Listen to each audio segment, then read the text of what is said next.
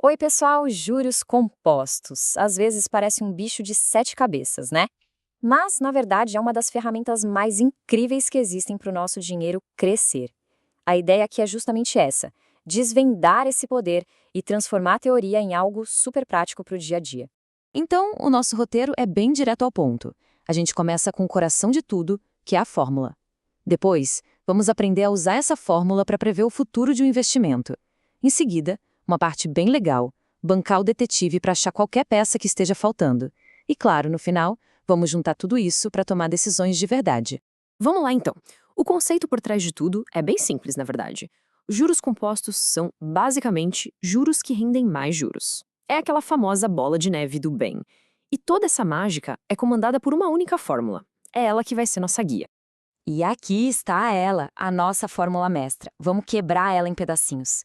O M é o montante, ou seja, o valor total que a gente vai ter lá na frente. O C é o capital, a grana inicial, o ponto de partida. O I é a taxa de juros, pensa nela como o motor do crescimento. E o T é o tempo, o ingrediente que potencializa tudo. Guardem bem essa fórmula porque ela é a base de tudo que a gente vai ver. Ok, a primeira aplicação é a mais clássica, a mais direta. Vamos usar a fórmula do jeito mais básico, para projetar o futuro. Ou seja, para descobrir quanto um dinheiro investido hoje vai valer daqui a um tempo. E nada melhor do que um exemplo prático para começar.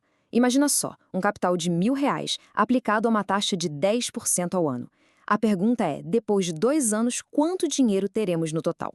Antes de sair calculando, o primeiro passo é sempre organizar a casa. É fundamental. Vamos listar o que a gente já sabe. O capital é 1.000, a taxa é de 10%, que a gente escreve como 0,10, e o tempo é de 2 anos. O que estamos procurando? O montante. Ter essa clareza logo de cara evita muita dor de cabeça.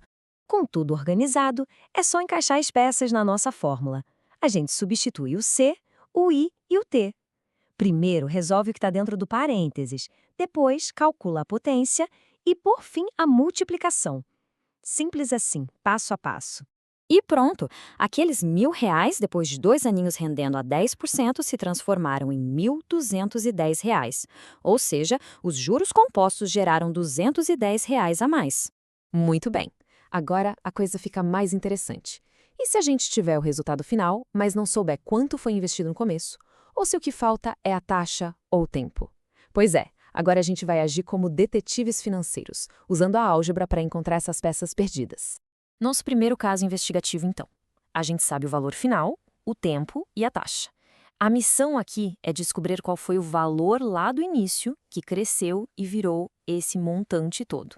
A lógica é a mesma, só que de trás para frente. A gente joga os valores que já temos na fórmula. O passo mais importante aqui é o terceiro: isolar a nossa incógnita, o C. Para fazer isso, aquele número que está multiplicando o C passa para o outro lado e dividindo. E voilá! Descobrimos que o capital inicial era de R$ 2.000. Próximo mistério na nossa mesa. Sabemos o valor inicial, o valor final e por quanto tempo o dinheiro ficou aplicado. A pergunta agora é: qual foi a velocidade desse crescimento? Ou seja, qual foi a taxa de juros? Então, vamos lá. A gente começa isolando o termo que tem a taxa, o 1 mais i ao quadrado. Depois, para se livrar daquele expoente ao quadrado, a gente usa a operação inversa, que é a raiz quadrada. E aí fica fácil, é só isolar o i para descobrir a taxa de 10% ao mês. E para fechar nossa sessão de investigação, a última peça que faltava, o tempo. Temos o capital, a taxa e o montante. O que a gente quer saber é por quanto tempo esse dinheiro precisou ficar rendendo para chegar nesse valor final. O caminho aqui é bem parecido. A gente isola a parte que tem a nossa variável t, a divisão resulta em 1,331. Agora vem um pulo do gato. A gente precisa pensar, 1,10 elevado a quanto dá esse resultado? Nesse caso, a conta é exata. 1,10 elevado ao cubo dá exatamente isso. Logo, o tempo foi de 3 meses. Muito bem, agora que a gente já sabe calcular para frente e para trás de todos os jeitos, vamos para o que realmente importa: usar todo esse conhecimento para fazer escolhas inteligentes na vida real. Chegamos a um dilema financeiro super comum. Imagina que aparecem duas opções de investimento. As taxas parecem boas, mas os períodos de tempo são diferentes. E aí, qual escolher? E aqui está uma armadilha clássica. Muita gente olha para isso e tenta comparar direto, mas não dá. É a velha história de comparar banana com maçã. Não faz sentido. Para tomar a decisão certa, a gente precisa obrigatoriamente colocar as duas taxas na mesma unidade de tempo. A gente precisa encontrar a tal da taxa equivalente. E claro, existe uma formulinha para isso também. Para transformar uma taxa anual na sua equivalente mensal, a gente usa essa expressão aí. Aplicando os 23% da nossa segunda opção na fórmula, a gente descobre que essa taxa, na verdade, equivale a mais ou menos 1,74% ao mês. Ah, agora sim a comparação fica justa. De um lado temos 1,8% ao mês, do outro o equivalente a 1,74%. Agora a decisão ficou fácil, né? A primeira opção, mesmo que por pouco, é a melhor. E só para tirar a prova, se a gente fizesse o caminho inverso, pegando aquele 1,8% ao mês e transformando em anual, chegaríamos a quase 24% ao ano. Isso só confirma a nossa escolha e mostra como, no longo prazo, essa pequena diferença faz sim muita diferença.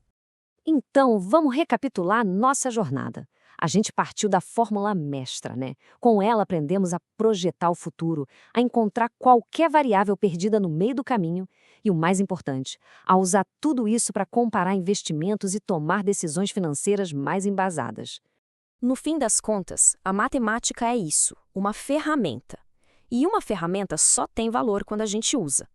Então a pergunta que fica não é mais como calcular, e sim o que calcular. Com esse conhecimento em mãos, qual é o primeiro sonho, a primeira meta, o primeiro plano financeiro que vai ser colocado à prova?